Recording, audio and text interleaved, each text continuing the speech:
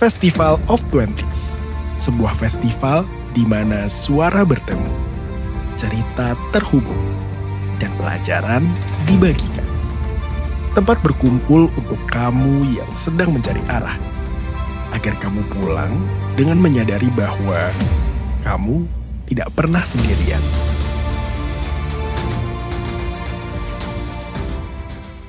Halo semuanya, nama aku Abigail dan jujur aku baru aja lulus dari umur 20-an. Jadi aku baru saja lulus dari Being Twenties dan lucunya sekarang aku ada di panggung ini. Ketika aku disuruh ngomong soal life skill dan aku refleksi balik soal umur 20-annya aku yang kepikiran itu adalah quarter life crisis. Yaitu ketika aku umur 21, 22, 23, yang mungkin teman-teman di sini sekarang lagi di masa-masa itu gitu ya. Itu dipenuhi dengan kebingungan. Karena umur 20, menurut aku, itu adalah masa-masa di mana kita mengalami perubahan-perubahan yang ekstrim dan drastis. Iya enggak? Lulus, baru masuk kuliah, lulus kuliah, baru nyoba dapetin kerjaan pertama, apply untuk kerjaan, baru nyobain kerjaan korporat mungkin, baru mulai nyicipin dunia nyata. Kita banyak kebingungan mungkin. Karir path apa ya yang harus aku ambil? Aku harus ambil opportunity yang mana? Aku nih sebenarnya siapa? Nah, aku tuh sangat ngalamin itu ketika aku look back in my 20s. Aku merasa waktu itu setelah lulus kuliah, itu benar-benar bingung dan sampai bahkan rasanya nggak kenal sama diri. Karena ada banyak perubahan yang drastis dan aku bingung jati diri aku itu siapa, aku mau kejar path yang mana ini dan sebagainya. Sampai kayaknya tuh atas bawah kiri kanan itu nggak jelas. Yang tadinya aku suka, kok sekarang bosen ya? Yang tadinya aku benci, kok sekarang aku ngeliat mulai penting. Jadi bingung, aku ini siapa? Aku mau jadi siapa? Dan ini mungkin pertanyaan-pertanyaan yang lagi ada di otak teman-teman di sini. Pertanyaan-pertanyaan ini untuk aku dulu terasa sangat abstrak. Terasa di mana rumit banget lah di pikiran karena ini kayak sebuah krisis eksistensi gitu ya. Yang dimana mau mulai urainya tuh juga bingung gitu gimana caranya. Akhirnya bingung dan bingung. Sampai pada suatu ketika aku ada cerita ke seseorang dan seseorang itu ada ngasih aku sebuah advice yang ngebuka pikiran aku. Next. Aku cerita bahwa aku kebingungan, aku nih siapa, mau jadi apa, path mana yang harus aku ambil. Dan orang ini bilang gini, kamu sadar nggak? Kamu itu bingung karena kebanyakan opsi. Kamu galau karena terlalu banyak oportunitas dan informasi. Kalau di bisnis, jadi dia backgroundnya ekonomi. Perusahaan suka mengalami yang namanya analisis paralysis. Ini artinya apa? Ketika perusahaan terlalu menganalisa dan memiliki terlalu banyak opsi atau informasi, mereka malah lumpuh, tidak bisa bergerak, karena pusing, overwhelmed sama informasi. Dia bilang, kamu nih kayak perusahaan itu, kamu kayaknya mengalami analisis paralysis. Tapi yang menarik, dia bilang gini, tapi kamu sadar nggak? Masalah ini adalah masalah yang seru. Karena artinya kamu merasa tersesat karena kebanyakan oportunitas. Aku sih lebih prefer merasa bingung karena terlalu banyak opsi daripada stuck di sebuah situasi. Dan itu ngebuka pikiran aku banget. Bahwa ya pertama ternyata kegalauan ini nih bukan sesuatu yang harus digalauin, tapi ini sebenarnya sebuah blessing atau privilege yang dimana kita punya banyak informasi, opsi, oportunitas, jadi bingung. Itu yang pertama. Tapi yang kedua yang menurut aku lebih mendalam dan yang lebih penting, aku sadar, oh kebingungan ini yang sebenarnya rasanya abstrak, ambigu, ngawang-ngawang, itu sebenarnya bisa loh mulai diurai dengan mental model atau framework yang konkret seperti analisis paralysis ini. Itu pertama kali introduction aku ke konsep mental model atau framework yang bisa membantu masalah umur 20-an quarter life crisis. Lalu aku mulai nyari lebih banyak lagi advice hal-hal seperti itu. Aku cari di buku. Sampai aku baca buku namanya How Will You Measure Your Life oleh Clayton Christensen, yang itu juga mencerahkan sekali pemikiran aku. Di situ dia ada bilang gini, sebuah perusahaan itu tuh ketika mereka mau melakukan strategi bisnis atau strategi marketing, ada dua tipe yang mereka bisa lakuin. Next. Yang pertama namanya deliberate, yang kedua namanya emergent. Deliberate itu gimana? Deliberate itu simple. Kita bikin plan, kita tahu target audience-nya, lalu kita eksekusi. Sesimpel itu. Emergent itu gimana? Emergent itu ketika kita lagi di tengah-tengah melakukan deliberate strategy, tiba-tiba ada informasi baru, tiba-tiba ada knowledge baru, ada fakta baru yang bikin kita harus belok arah, banting setir, atau modifikasi. Karena dia emerge, gitu. Nah, konsep yang sama ini sebenarnya bisa di-apply ke kegalauan quarter life crisis kita. Yang dimana pertanyaannya gini, kita udah tahu belum kita arah hidup ini mau dibawa kemana? Kalau sudah tahu, Kak kayaknya aku pengen jadi A, atau Kak aku kayak pengen ke B. Udah pakai strategi deliberate. Kita atur strategi, gimana cara nyampe sana, tancap gas, langsung kejar. Nah tapi kan kebanyakan dari kita belum tahu dong, sama kayak aku waktu itu. Nah dia bilang saatnya kita pakai strategi emergent. Artinya apa? Bereksperimen lah. Karena kita nggak akan tahu kita nggak suka sesuatu sampai kita nyoba. Kita nggak akan tahu kita jago sesuatu sampai kita coba berkali-kali.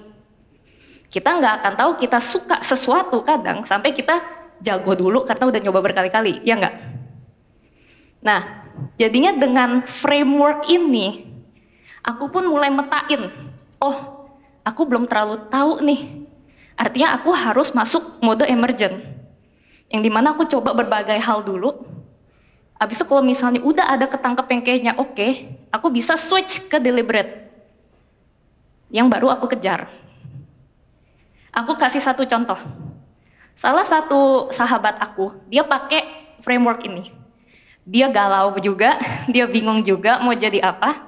Jadi dia bilang gini, oke, pas nih udah mau masuk tahun baru. Dia waktu itu bikin resolusinya akhir tahun juga. Tahun baru kan ada 12 bulan.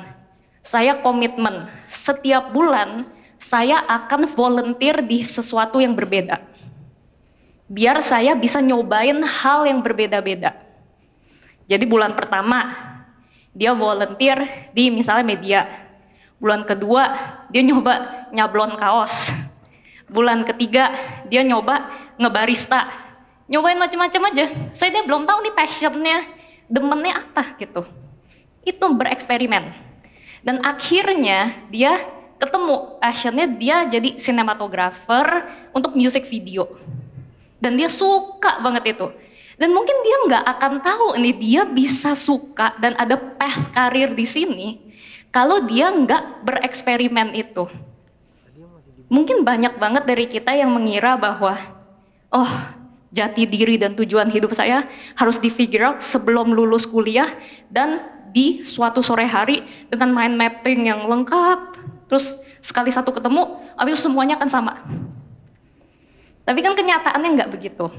Kenyataannya kita harus bereksperimen, nyoba hal-hal yang banyak, baru kita bisa mulai ada gambaran nih. Oh, saya suka ini. Oh, saya kurang jago ini. Oh, saya definitely tidak suka ini. Itu satu contoh aja. Dan ternyata banyak banget framework, mental model yang ngebantu aku untuk bisa mecahin masalah-masalah abstrak. Mulai diurain satu-satu, pelan-pelan, mulai dijabarin. Itu mau ada masalah hubungan, masalah prioritas, masalah yang mana nih kalau ada banyak opsi yang paling mumpuni dan paling optimal untuk dipilih. Apa sih frameworknya untuk milih inner circle sahabat kita supaya hidup kita nggak kacau-kacau banget gitu. Itu ternyata sangat membantu untuk berpikir secara akurat, runut, dan rasional.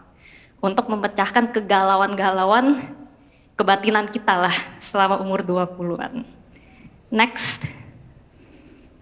Nah, oleh karena itu ini sebuah preview.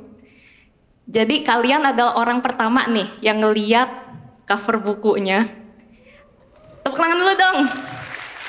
Intermezzo. Jadi aku dan seorang perempuan yang sangat cantik yang akan ngomong setelah aku berdua menulis buku. Dan ini precisely that. Kita kumpulin mental model, framework yang kayak tadi yang sudah membantu umur 20-annya aku menghindari kegalauan dan kebodohan kehidupan. Dan PO-nya ini akan dibuka tanggal 27 Desember. Kalau kalian mau dapat infonya bisa follow di akun Peer Press atau follow akun aku atau akun Kanecita. Next. Aku mau tutup dengan ini. Jadi, dulu ketika aku masih di awal 20-an, atau mungkin late umur 17, 18, 19 mau masuk 20-an juga gitu. Aku selalu nunggu untuk suatu hari. Waiting for someday. Aku selalu menanti-nanti suatu hari ketika aku udah gak bingung lagi. Aku menunggu suatu hari ketika aku udah punya semua jawaban, aku udah tahu mau ngejar apa, aku udah tahu aku tuh nih siapa, aku udah tahu karir path aku nih apa, dan aku tahu semua jawabannya lah, aku nunggu suatu hari ini. Pas aku SMA, aku kira aku akan mendapatkan jawabannya di kuliah. Pas kuliah, aku kira, nanti deh pas kerja. Pas udah mulai kerja, masih bingung. Jadi menanti terus nih suatu hari ini. Dan ternyata apa yang aku sadari dan setelah selama ini, bahwa suatu hari itu tidak pernah hadir. Suatu hari itu di mana aku akhirnya yakin dan dapat semua jawabannya tidak pernah ada. Tapi setelah aku refleksi, iya ya, aku tuh belum dapat semua jawabannya. Tapi kok aku udah nggak terlalu galau ya? Tapi kok aku udah nggak terlalu ngerasa tersesat ya? Soalnya kenyataannya kan di hidup, bagaimana kita bisa menemukan jawaban sekali pasti langsung oke for the rest of our life. Kita terus berubah, dunia terus berevolusi dan berprogres. Apa yang kita suka, apa yang kita nggak suka, berubah-ubah. Ya kan? Apa yang kita jago, apa yang kita prioritasin, berubah-ubah terus. Selain itu, oportunitas muncul dan mati setiap saat. Apalagi sekarang, progresnya makin cepat. Dunia juga makin berubah. Gak mungkin bisa ada satu hari di mana kita dapat semuanya. Dan ternyata aku sadari bahwa kunci untuk bisa melewati quarter life crisis itu bukan di jawaban. Karena biasanya nemu satu jawaban muncul 5 pertanyaan lagi. Satu masalah kelar, muncul masalah lain.